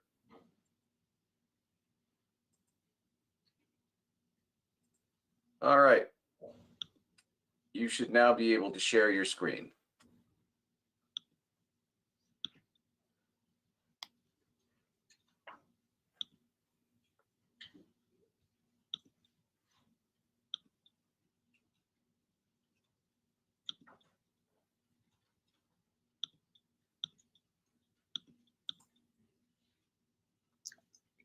All right, is the presentation there? It is, you own the screen. Excellent. All right, well, welcome, or I shouldn't say welcome. Thank you for having us here this evening. I'm here at Central Office, socially distanced with the Central Office team. I want to start off by thanking all of this team, our Assistant Superintendent for Curriculum, Carrie Latour, our Assistant Superintendent for Personnel, Danielle Belizzi, our Food Services Director, Jim Bondi, our Maintenance Director, Mark Deptula, our Special Ed Director, Amy Turner, our Technology Director, Karen Vayu, and Businessman Manager, also known as Joe Pesci, Dominic Barone. So I just want to thank all of them. They're an incredibly talented group. I am probably the most privileged superintendent in the state of Connecticut to have such a stellar team to work with on a daily basis who cares so much about the students, staff, and families, and the financial stability of the town. With that said, I do have a short presentation. I'm going to buzz through most of it because you should have received this information. But I wanted to provide some context for the budget of the 2021-22 school year. Our enrollment continues to stay somewhat flat. We are not seeing rapid decreases. We still have many students out on homeschooling due to the COVID crisis. So we could see these numbers go up as much as potentially another 50 to 100 students, depending on how many students do come back in the fall based on being homeschooled for the first time this year. In terms of special education, we again are still somewhat plateauing at a little over 900 students. That continues to provide us many opportunities to look at our programming to make sure that we're serving students in the best manner possible. Our 504 population, which are non-identified students, but they are students who do need modifications and adaptations to their instruction based on needs. That number did decrease a little bit, but again, we are fortunate because we have an incredible staff who work with these students and their families to help their accommodations be made so they can be most successful as possible. Our EL population, a slight uptick in these numbers as well. We continue to serve many languages, as you could see on this screen. It's incredible how many different languages come into our community, and we see this as the gateway through our adult education program, as we talk about many times. And so we're very fortunate to have such cultural diversity in Wallingford, and giving our students so much exposure to many different cultures and differences really has made them much more better prepared for a global society that they'll enter upon graduation from high school. The enrollment changes continue to be somewhat interesting. We have students who are withdrawing and then entry. We wanted to show this with you because we do have a population that changes. It's not always consistent. I wouldn't consider it as transient as some communities, but there are some shifts in our population that we see, which oftentimes does cause some challenges instructionally, because there might be gaps, there might be a different curriculum that students have been accessing somewhere else. So our teachers work tirelessly to really address these changes that sometimes occur throughout the school year. The free reduced lunch population, we're again holding steady. This year, as many of you know, the federal government approved starting last year for universal feeding. Basically, lunch was free for all students. And so we provided that both in our schools as well as in our community. It has just been renewed for next year, so that'll be another offering for all students. We'll have remote sites, most likely over the summer as well. We're getting final word from the FDA on that. We will be moving forward for getting the program situated. But that really has been a tremendous amount of work on the part of our food services staff. There have been staff members who have been our essential workers, and I'd say food services have been key to being essential workers with our maintenance staff. They have been here throughout the pandemic, on site all the time, doing what's necessary for our students. And we're very fortunate because many people during the heart of the pandemic were in desperate need of these resources. And with under the direction of Jim Bondi, our food services director, and his incredible staff, we were able to meet the needs of so many families who otherwise might have not had food during this time. Our sustained service budget in terms of outplacements, we again see that our numbers did go out in terms of private outplacements. We did drop, or we plan to drop a little bit as we move forward. The cost continues to rise. So even if we went from 70 this year to projected only 56 next year, depending on the services needed for those students outside our district, the cost is still significant. In terms of our public outplacements, those increase, but you'll note that compared to the last slide, the public outplacements are tend to cost us less. But again, we place students with through the PPT process, the team process with the parents and with the teachers, based on what the students' needs are. So again, it's trying to provide appropriate accommodations for students as they continue to grow as learners based on their needs. So areas we reviewed in our budget, as you would imagine, our teacher's contract, which was a 2.9% wages plus step, and step rather combined, that was a total increase. Building administrators was an increase of just over 2%. And then we had retirement savings. Every year we have staff that do retire across our district. And based on that, we take the salary that they're leaving and then subtract where a new person might be coming in. So the savings is about $477,106. In our budget, we are looking to reduce 3 full-time elementary teachers based on enrollment projections. We are still staying within our thresholds of pre-K 2 being 21 and 3-5, 23. And that reduction is approximately $196,927. There is going to be an increase of 1.0 FTE, a part-time, or excuse me, a 0.5 FTE social worker at Sheehan High School and a 0.5 counselor at adult education. As was mentioned earlier when you were talking about this Coalition for a Better Wallingford, and then also with Park and Rec, excuse me, not Park and Rec, with Youth and Social Services, we provide a tremendous amount of mental health services in our school district, and the district has been committed to this over the many, many years. Now in my 12th year here, we continue to look in this area and we see the needs growing. The pandemic has not been necessarily helpful in some areas in terms of our students needing additional support, and we recognize that, and this is why in these 2 areas in particular, we're increasing those services. We did reduce 2 clerical positions in our special education department at a savings of $111,388. Those were done based on staff retiring. Insurance, as you know, it was a banner year in the sense that we had a 7% decrease in our insurance. We're very fortunate due to the participation was down. Many believe because of COVID, people weren't able to access this insurance in the same manner. So therefore, we were able to see that reduction. And then in severance benefits, while people do retire and we save money with their replacements, we also do have severance responsibilities. So certified staff insurance, we're very fortunate due to the participation was down.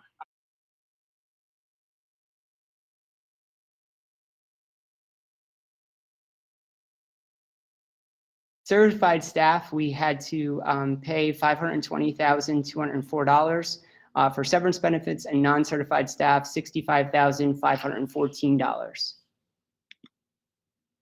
The water expenses, these we work very closely. Mr. Barone works very closely with staff at Town Hall to identify our increases. Water increase and sewer is a combined increase of $3,878.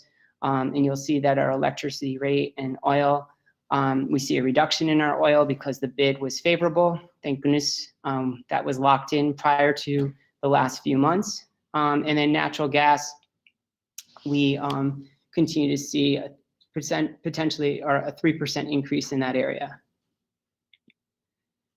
Maintenance, we do have some contracts that we're in the process of looking at, and those have been factored into the budget to address. Transportation, the contract was a 3% increase. However, there's an overall $110,000 decrease based on projected vehicle usage and needs. So with that said, our budget that we presented, our sustained services budget, is a 0.99 increase. We presented several strategic plan items that the board approved. You'll note some of them are instructional in nature, coaches, instructional coaches for students at the middle school level, preschool education teacher, communication specialist, we've talked about that in the past, 2 instructors for 3 hours per day for our adult education program to expand the services there. And then you'll see some of the technology, vehicle replacement, which we're trying to keep up with. We actually are bidding potentially for electric vehicles. Ag science coordinator to implement that position. Energy efficiency study, that's on the elementary schools, all 8 elementary schools. The Board of Education commissioned an energy efficiency study, and this would be able to address the first layer of that study. Softball field renovation at Lyman Hall, DAG renovating ball fields, and then softball fields at Moran. So when we presented the budget, it was the 0.99% increase for sustained services. Strategic plan represented a 0.94 with a combined budget of a 1.93. We did also request, and the mayor has stated that he would support the following capital items: oil replacement tanks at both Lyman Hall and Moran. They're going to be replaced with above ground tanks. So that's important at Moran. Lyman Hall is a removal, and then remove and replace gas tank and pump at the service building, and then a new elevator design. And we're only looking at design for Sheehan High School. So we wanted to bring you up to speed that, obviously the mayor's proposed budget was a recommendation of $106,716,916, which was $602,234 less than we overall requested. So this would mean that our sustained services budget would move forward. We wouldn't have to reduce services any further to our students. And our strategic plan, we'd be able to fund $381,068. So on the next slides, I've highlighted the items based on what was presented to the Board of Education in terms of prioritization. The items in yellow would be accommodated by the $381,000. You'll note that some of the items are no longer going to need district funding because of COVID funding through the federal government and the state. So the communication specialists will go into one of the grants, our SR2 grant. The computer replacement, as well as teacher laptops, are also going to be funded through COVID funding. And then the remaining items that you see in yellow would be the first priorities of the strategic planning funds that have been allocated through the mayor's recommended budget. Note that $94,486 of the energy efficiency projects would be funded at this time. So what we would do is go back with our energy efficiency consultants, go back with our director of maintenance, and identify approximately $95,000 worth of the $295,500 that was estimated. I share this tonight because I wanted to keep everybody up to speed. However, the board has the ultimate decision as to what they would choose if the mayor's budget is passed, how they would ultimately spend the $381,000. I did want to share that at this time, we always provide you with an update. So just as of this Monday, our unencumbered fund balance for this year, this fiscal year, 2021, is a positive $1,163,493. We're proud of this because of the fact that we have utilized all of the state and federal funds.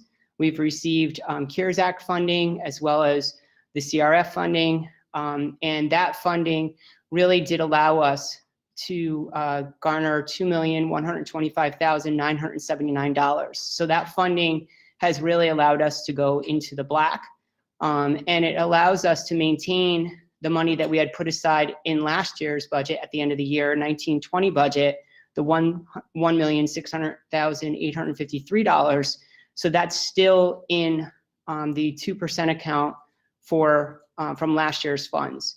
So fiscally, we're in a very stable position, which we're very proud because of, again, the hard work of this team that I'm fortunate enough to be part of, and also the due diligence of the Board of Education, asking difficult questions, making sure that we're constantly updating our projections, and our staff at all levels doing what they need to make sure that our school district is running as efficiently as possible. Our administrators at the building, all of our staff, really committed to making certain that we're doing what's best. So we have a bright picture, which is very positive for our community and of course, moving forward into next school year. So just that you know, again, the prior year, last year's unencumbered funds that we put into the quote unquote COVID account in the event that we needed them, which at the beginning of the year when everything started and no funding from the federal government was allocated, we definitely needed that $1.6 million, but that still remains now. We were able to keep that intact.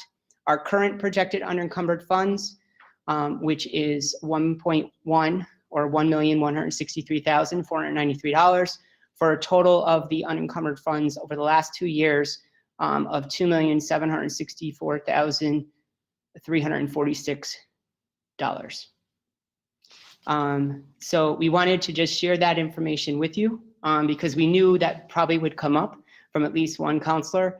And again, in our continued spirit of transparency, we wanted to present the latest information that we have.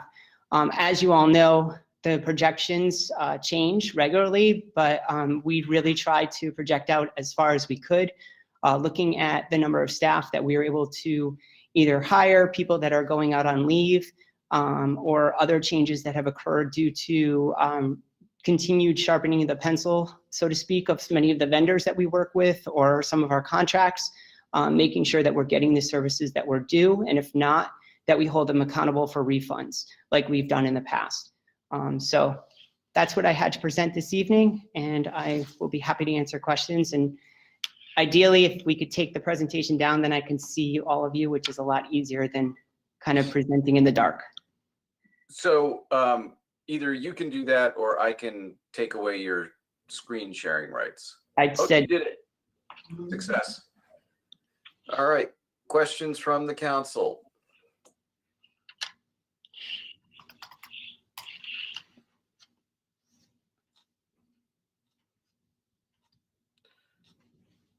And the chat bar has gone cold. Oh, Councilor Laffin.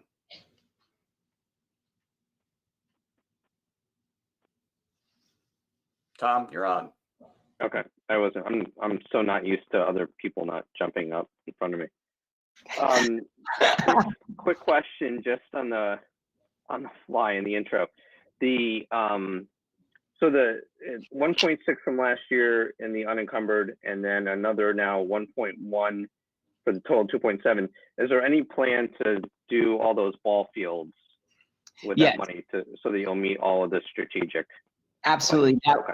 That would definitely be the case. And there were many other items that because we made a short list with the board for the strategic plan. Right. We wanted to be responsible and respectful as to what we presented to them, as well as to you as a town council and of course the mayor initially. So there are definitely other items that we would definitely put on the list to be done. Okay, and then any word or idea yet on continued federal funds that are, I know that, like you said, that it's always changing. We talked about this last year and we talked about it again in the fall.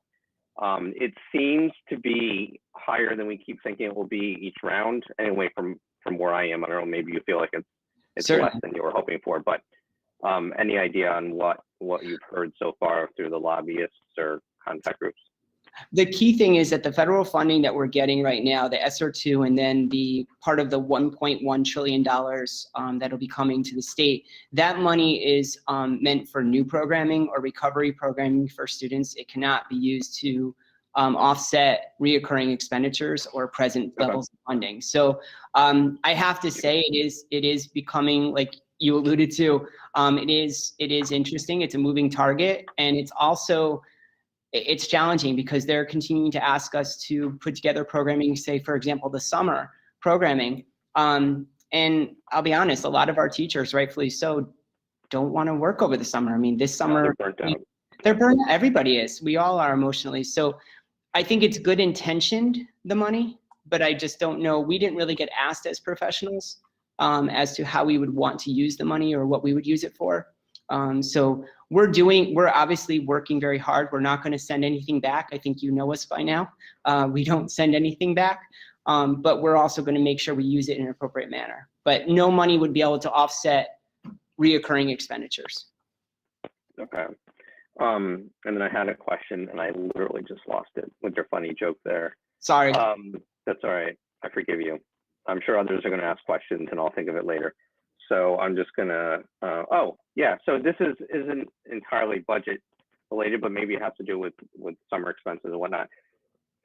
This might be more of an instructional thing. Are there talks, or are you even allowed outside of state regulations to, is there gonna be a consideration, adjustment, or gray area on like required summer school for kids? I know there are programs that they're hoping to run to help kind of kids that maybe aren't required to go to summer school, but may need a little buffer and catch up because of the distance learning thing wasn't for them.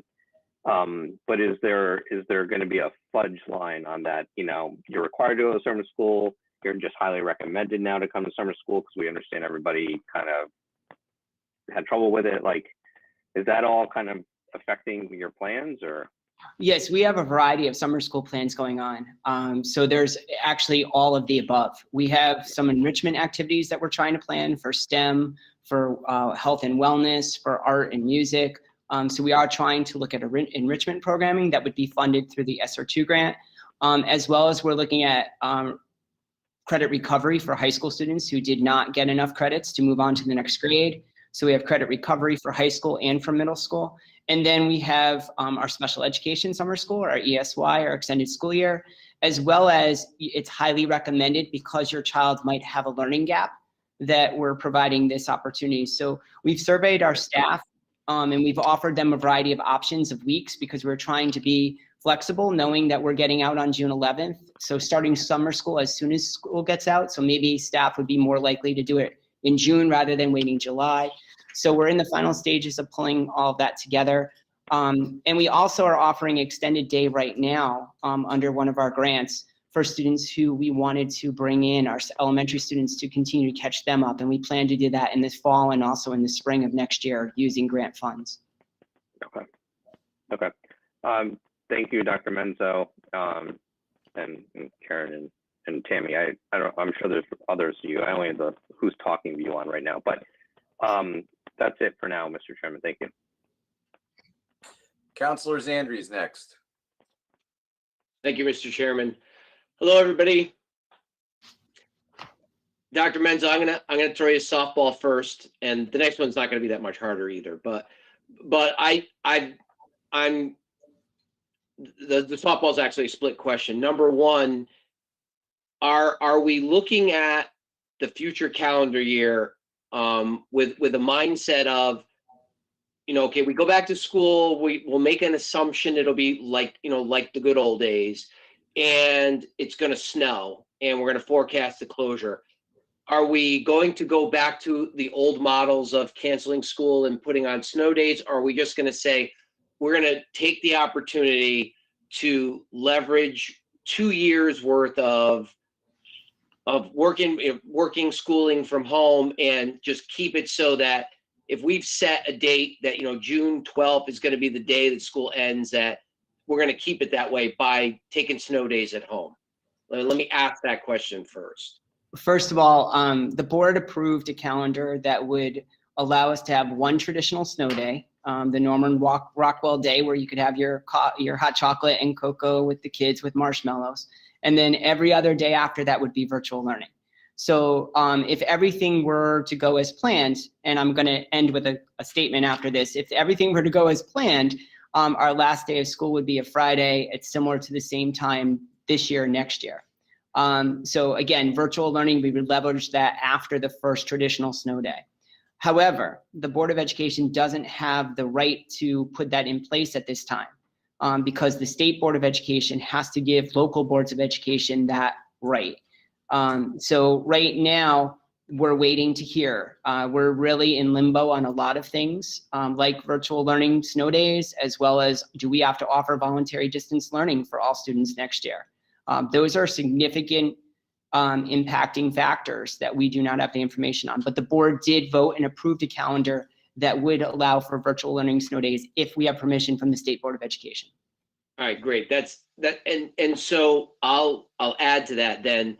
As these things coalesce, I'm sure you guys are going to send out proactive information because I get like emails daily from you, and I do the best I can to read them. But I think that's a very important one because there's some really passionate conversation around traditional Norman Rockwell, snow days, to which I often defend with, gee, I don't see too many parents out sledding with kids, but I'm sure a whole lot of them are on Xbox when they're snowed in. So I think that there's a place now for us to kind of keep, again, granted that we get, permission from the state and that we make a decision, you guys make the decision as a board to maintain it in such a way where we try to keep them from being out in the sweltering summer, all the way to June 25th or losing April vacation or whatever it might be.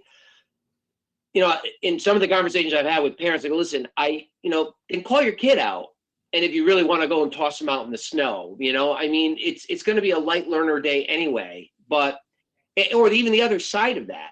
If they're in distance learning all day till 2 p.m., there's still daylight for 3 hours. You can send them outside after school if they're home distance learning. So I appreciate that the board took a look at that very creatively, even proactively ahead of maybe formally getting permission to do that, because it shows progressiveness. So I appreciate that.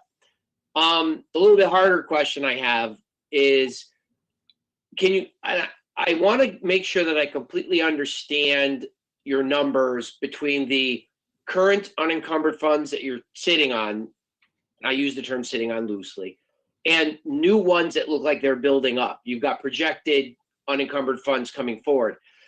Would this also potentially, if it stayed static, would this be what would roll into the overall account, so to speak?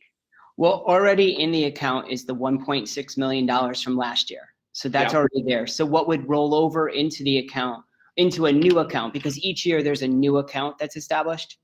So the new account would have the $1.1 million in it at this time, if everything were to stay as it was. So then you basically have two accounts then, correct? Correct. And what we would do is, what the board traditionally does is that prior to the close of school, prior to June 30th, the board will set up sub-accounts. They'll allocate the $1.1 million. So they'll allocate, like Mr. Laffin said about the softball fields or the baseball fields, they'll say $50,000 for this field, $50,000, and then that will get sent to the town for approval in those accounts. Last year's money, the 1.6, we did not allocate to anything because we were just concerned that we weren't going to have money to make ends meet with COVID expenditures. Okay, and then maybe I could add to the ask on that. So your strategic plan was reduced by $602,000 because of the mayor's recommendation. Is there the ability to fix that 602 by using some of this money? Absolutely, that's where we start. So we always do that every year. We go back and we look at non-reoccurring expenses. So we don't look at staff with the 1% or the 2% account funds. We'll look at computers. We'll look at, if it's paving, if it's work that needs to be done, refinishing a gym, doing a new gym floor. Those automatically come out. And that usually, again, happens at our operations meeting in June, at which time the board takes consensus on its budget and then approves it at the June meeting. Got it. Okay, perfect. And then maybe just kind of quickly dropping back to potential of snow days in the future being distance learning. Do you find that there is an equalized amount of cost for having that? Is it more to carry the days into June, or does it budget wise, does it cost less to do it? Is there a difference in the cost, or is it about the same a wash, or? I would say there are some savings. I don't think it's significant in the sense that we still have transportation because we have a contract that we have, accountability to on that. I think what our savings comes are some of the ancillary pieces in terms of sometimes electricity, but again, that's not a tremendous amount of savings. I think overall it just keeps the flow of the school year going. I think that's key to us.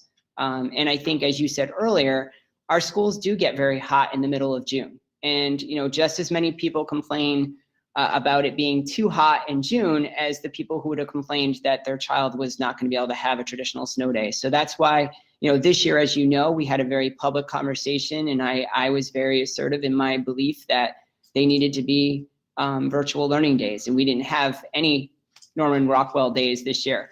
But the reality is, I don't think we're worse for the wear. I think our students are going to be appreciative of getting out on June 11th prior to their peers. And I think our staff, as was mentioned earlier, they're spent. And I think it's a good decision. But overall, cost-wise, I don't think there's a tremendous amount of savings. I think it's just more of the quality of instruction that could potentially occur during the core of the year rather than at the end of the year. All right, I would call that a wash then. So you might save a little electricity, you might save a little bit, but it's pretty much a wash. Yeah. Correct. Well, I mean, I appreciate the presentation. I did look through it earlier, but I'm glad you walked us all through it. It was helpful. It kind of answered a couple of the questions that I looked at it before. Then I heard you speak through it. I'm like, okay, that makes more sense now that he said it as opposed to my reading it. And I'm as a person who does training for technology that used to travel all over the place, and now I'm doing it from home, like all the teachers that are doing it now. I can certainly I can empathize with what they're going through. It's very difficult to have to go from doing it all the time this way to doing it all the time this way now, and there's a level of disconnect. And I've got adults. I've got adults. All right, children are tough. I got 4. I can't keep them on track in the house sometimes. So I can really appreciate that, some of the instructors and the educators have to deal with 20, 24 at a time. So it's been, there was the big challenge. You, the board, and the schools, the system, the teachers, everybody stepped up. So as a parent, thank you. Thank you very much. You're welcome. Our staff has done a remarkable job. Thank you, Mr. Chairman. That's all I had. Thank you. That's all I see from the council. Comments from the public. Mr. During. Action Deering of Sharon Drive. First of all, thank you for all your hard work on this and everything that you're doing for the students. Just one quick question. You might have hit on this and I just missed it. On the slide where you had highlighted in yellow which items would be removed due to the 0.6 cut. Just a quick question as to how those items were decided. Was that something that you had decided as to which items would be removed, or something that the board had decided? I was just a little confused on that part. No, the items in yellow were not removed. Those are the ones that would be funded. This was previously approved by the Board of Education. The Board of Ed took consensus on the prioritization when they submitted it to the mayor. So these were recommended by the central office team with the administrator's support and staff support. But then the board took official action on that. And the ones highlighted in yellow were the top priorities that would be funded first. But I did say, and I think you've been to our budget meetings in the past when we've been able to be in person, is that the board will discuss these again, and some things might shift. And I mean, we have to stay within our means, of course, but things might shift based on conversation at that point. Thank you.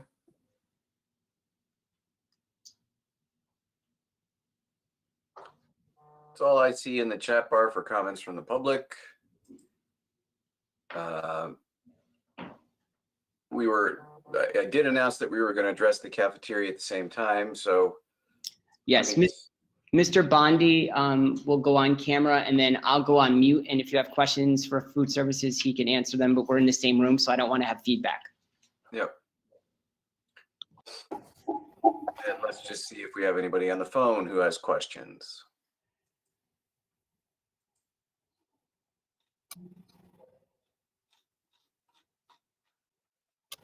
All right. That's it. Thank you very much, Dr. Menzo. That's